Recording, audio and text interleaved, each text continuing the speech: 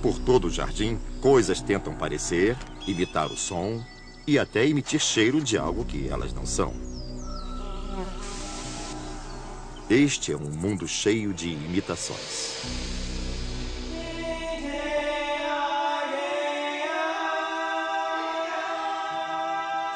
O mundo secreto dos jardins. Mimetismo no jardim. Distribuição Sinapse.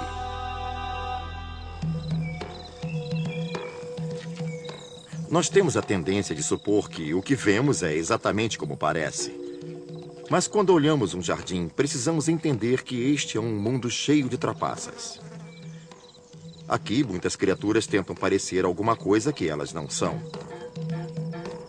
Às vezes por proteção, às vezes para adquirir alguma vantagem sobre os outros. Mas nem sempre é a melhor política no sentido evolutivo. Muitas vezes, o objetivo é enganar. No jardim, as coisas nem sempre são o que aparentam. O que, à primeira vista, pode parecer um galho, pode, na verdade, ser um geometrídeo ou um bicho-pau. Aliás, não se surpreenda se todo um bando de geometrídeos começar a se locomover pela folhagem. Isso provavelmente é uma traça do caso, essencialmente uma criatura que carrega sua casa nas costas. Se você quiser mesmo ver o que acontece no seu jardim, precisa despender mais um tempinho e observá-lo mais atentamente.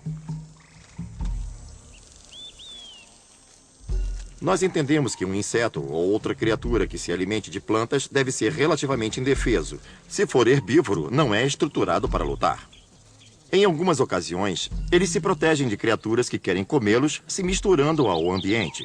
Às vezes, o que você vê é um monte de criaturas imitando elementos comuns do seu ambiente. E muitas vezes, são as plantas as imitadas. Muitos besouros do espinho acabam realmente parecendo espinhos. Os besouros do espinho já têm uma espécie de corcova característica, mas quando se organizam um pouco mais e atingem o máximo de alerta, acabam parecendo mesmo um espinho. Quando você vê uma pequena colônia deles sobre um ramo, vai pensar que está olhando uma haste de rosa ou uma ramada espinhosa. Apenas quando eles se movem é que você descobre que não são espinhos.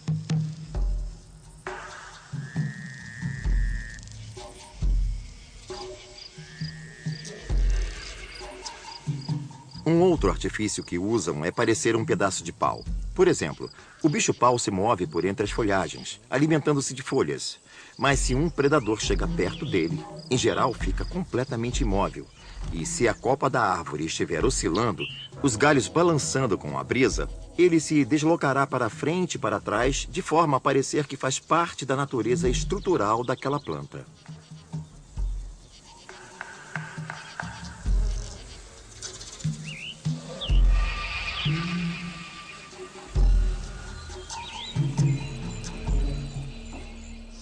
Poucas lagartas têm algo parecido. Elas caminham pela vegetação e têm uma aparência pouco confundível com galhos. Mas quando você mexe nelas, costumam ficar imóveis. Se a solução for ficar parada no lugar, então é isso que elas fazem. Não existe somente a camuflagem pela cor. Existe também a camuflagem pela postura.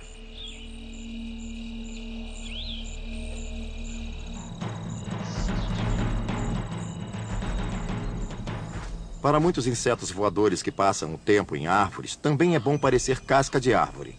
Aliás, grande número de mariposas tem a parte inferior das asas coloridas. E quando as fecham ao descansar, vemos uma estampa malhada de verde e marrom e talvez algumas riscas prateadas aqui e ali que as fazem parecer sulcos do caule. Elas podem virtualmente desaparecer. Elas pousam, fecham as asas e você não as vê mais. Isso significa que o mundo é cheio de fraudes.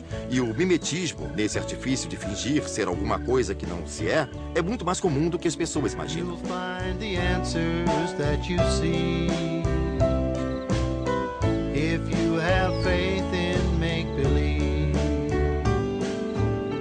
A daydream carries you away, but it can still come true someday. The wonders you can weave if you have faith in make-believe.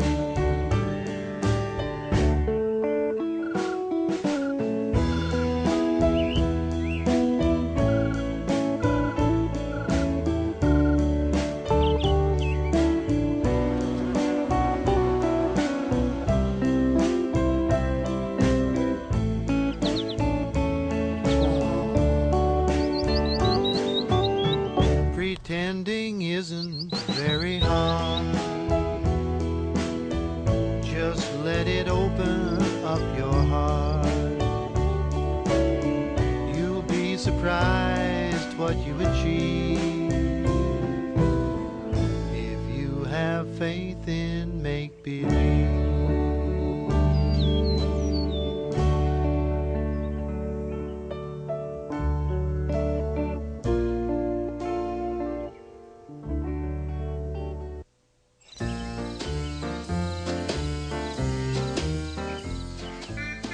Mimetismo é o que os insetos usam para parecer o que não são. Há muitas razões para se fingir ser uma outra coisa. Muitas criaturas, por exemplo, tentam tirar proveito da proteção que lhes dá para parecer algo mais perigoso do que são. Existem moscas, por exemplo, que parecem vespas ou abelhas. É bom parecer com elas porque têm ferrões. E moscas não. Para imitar uma abelha, é preciso ter uma cintura mais larga, talvez um corpo com pelugem e o jeito típico de se mover da abelha.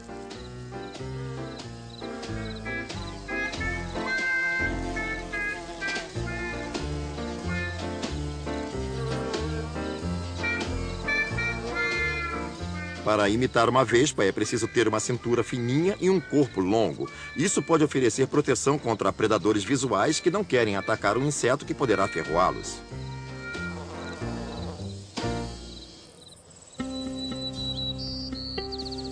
Ao olhar uma criatura como o inseto, você também precisa entender que ele tem diferentes estágios no ciclo de vida. É comum que a mesma espécie imite diferentes partes do mundo em que vivem nos diferentes estágios. O ovo, por exemplo, é uma coisa ainda pequena e difícil de se ver. E se for possível parecer como se fossem pequenas protuberâncias na vegetação, ou imitar ter pelos, ou alguma coisa assim, por que não o fazer?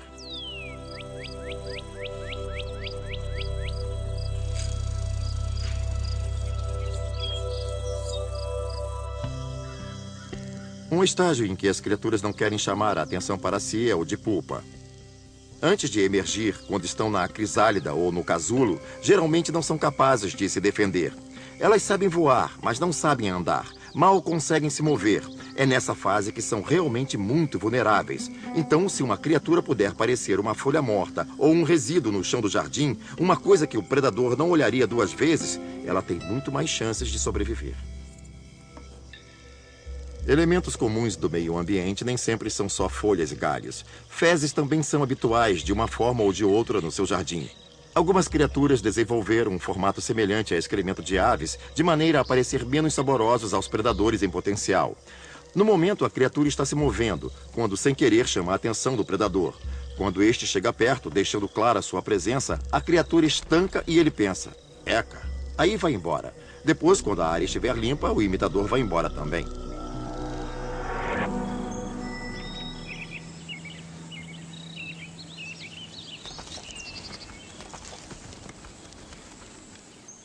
Para muitas criaturas, sobreviver significa confundir-se com o cenário para evitar que predadores as avistem. Por exemplo, essas corças não têm a velocidade e o tamanho de um cervo adulto, então, essencialmente são indefesas. Dependem inteiramente de ter coloração marrom como pintas brancas para que possam imitar as folhas caídas no chão da floresta à luz do sol. Essencialmente, elas desaparecem.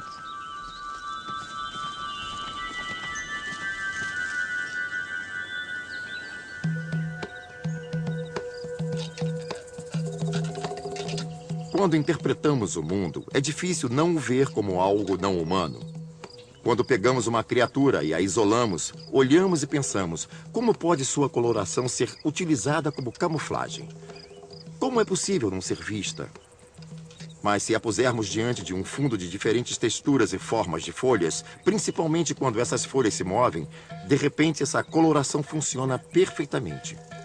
A luz costuma dar à vegetação variedades diferentes de estampas, e esta tem um jeito específico de crescer. Quanto mais o animal consegue imitar e fragmentar os matizes das cores, e se fizer o mais disfarçado, mais é possível desaparecer.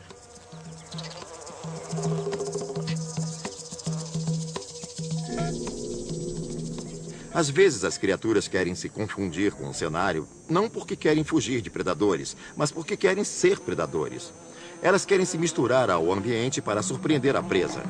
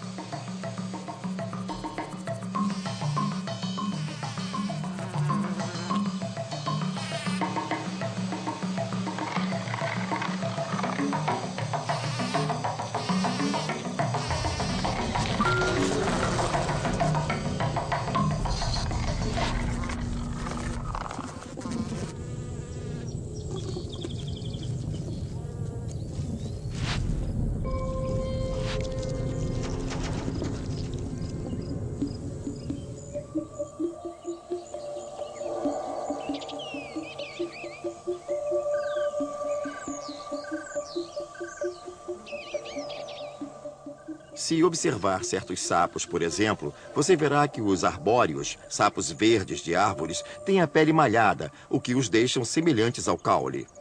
Eles podem ficar parados ali, imóveis e discretos, que você sequer vai notá-los.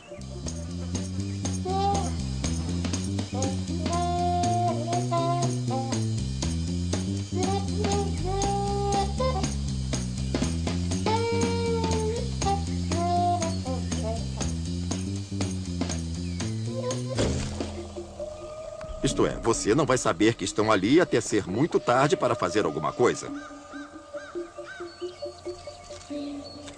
Isso é uma bela estratégia de caça, mas os sapos de árvores podem muito bem passar de caçadores a caçados.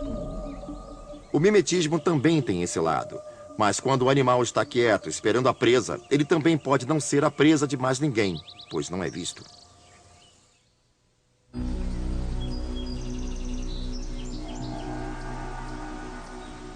Para tentar ganhar a vida armando ciladas, o animal quer ter o elemento surpresa a seu favor.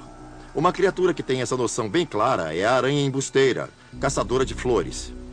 Ela exibe uma gama de cores que se confunde com o centro de certas flores, o que as camufla muito bem num lugar em que o tráfico de insetos é intenso. Se observar um campo cheio de flores, vai encontrar centenas e centenas dessas aranhas embusteiras. Estão todas lá, apenas esperando.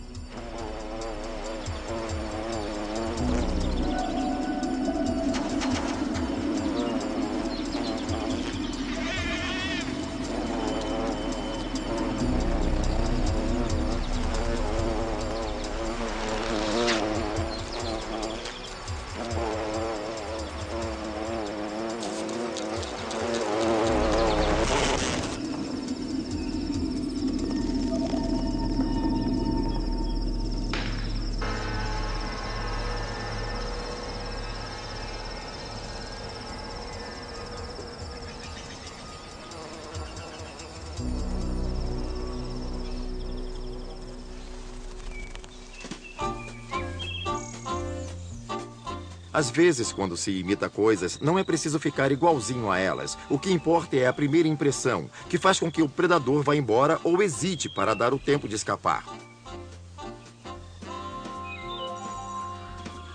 Algumas espécies de lagartas lembram vagamente uma cobra. À primeira vista, você não diria isso, mas ao se sentirem ameaçadas, comprimem o corpo onde tem dois pequenos ocelos, falsos olhos, que parecem grandes para o tamanho do corpo, e isso as deixa com aspecto de cobras. Então, quando você chega mais perto, você também descobre, ao vê-las em alerta, que tem uma pequena glândula com um prolongamento que elas podem desenrolar. Parece muito a língua de uma cobra sendo estendida diante dos seus olhos. O posicionamento é exatamente para criar essa impressão.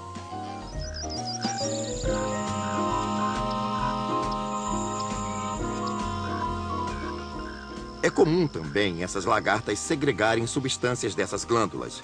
Dessas coisas que parecem línguas, que mesmo sabendo que não são de cobra, continuamos achando desagradáveis. Do ponto de vista de um predador, por que se incomodar com coisas que tanto podem ser um risco como apenas terem gosto ou cheiro ruim? Olhos falsos são muito comuns no mundo dos insetos. Muitas espécies de mariposas e borboletas desenvolveram ocelos. Algumas lembram assustadoramente uma coruja. A mariposa, por exemplo, quando está descansando, baixa as asas anteriores sobre as posteriores. Imagine que uma criatura esteja procurando o que comer e, de repente, olha e se surpreende com uma coruja olhando para ela. Vai correr dali.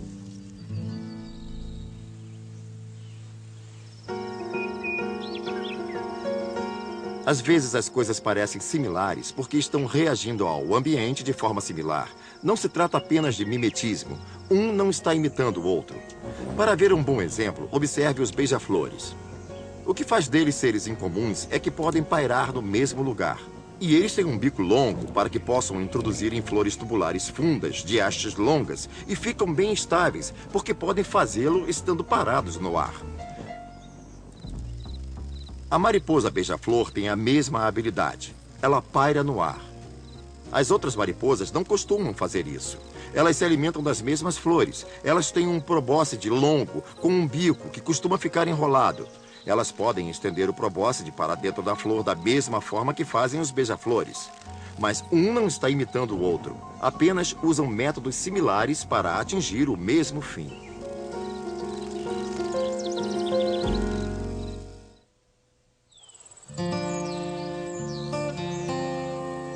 Às vezes, uma criatura não imita o ambiente e, por isso, precisa fazer um grande esforço para armar uma situação em que se confunda com o cenário.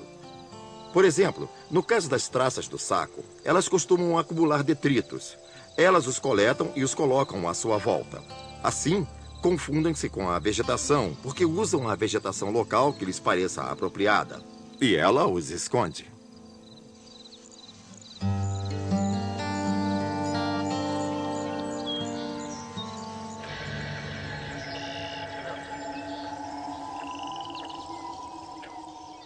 Abaixo da superfície da água, uma das criaturas mais interessantes é a mosca d'água. As moscas d'água andam por aí vestindo uma roupa de gravetos e folhas para que pareçam detritos no fundo do seu lago. Você só as percebe quando parte daquela cena se levanta e se afasta. Aí você pergunta, o que era aquilo?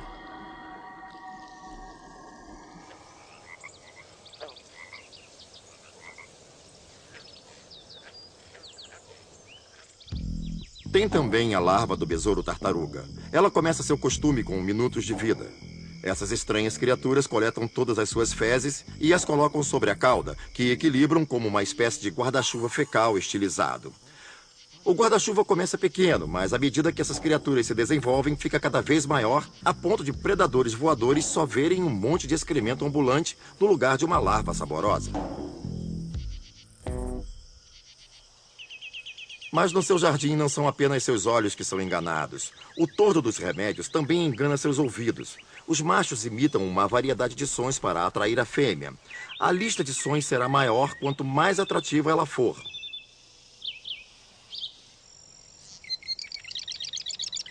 O que o tordo dos remédios pode incluir no repertório é incrível.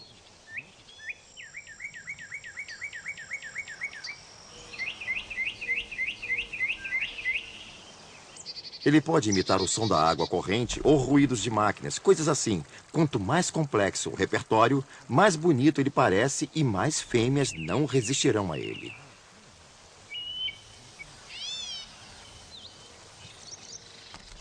Exibir-se pode ser usado para outras coisas, além de buscar um par. Há espécies de criaturas que são sociais. Vivendo em grupos, conseguem se exibir melhor do que o fariam individualmente. Um indivíduo pode ser pequeno e relativamente indefeso, mas coletivamente, com vários parentes, pode parecer maior e talvez mais agressivo. Vê-se muito isso com os vespões. Eles vivem em pequenas colônias, relacionam-se entre si e, quando se movem, costumam fazê-lo em grupo. Então, se um predador se aproxima, repentinamente todos se levantam ao mesmo tempo e essa visão coletiva faz com que pareçam uma única e grande estrutura.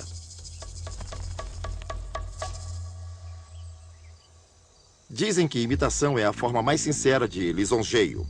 Mas quando se trata de mimetismo no jardim, algumas criaturas não se satisfazem em imitar a aparência ou o som de outras. Querem ter o mesmo cheiro. Por exemplo, muitas orquídeas produzem perfumes poderosos com a intenção de atrair possíveis polinizadores. Mas para dar certo, tem que recender de forma a que polinizadores se interessem.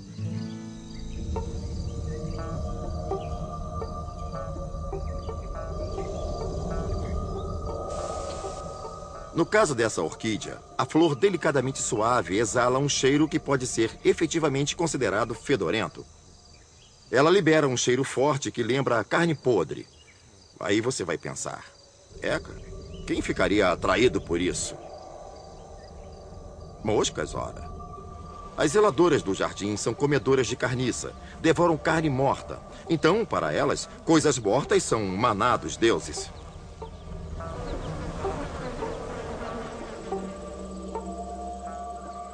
Outras plantas, como esta estapélia, vão ainda mais longe. Elas são fétidas e também parecem carne. Elas mimetizam a cor, a textura, tudo, tudo. Isso é irresistível para as moscas. As moscas voam para elas e, no processo de procurar o local certo para desovar, acabam polinizando a flor.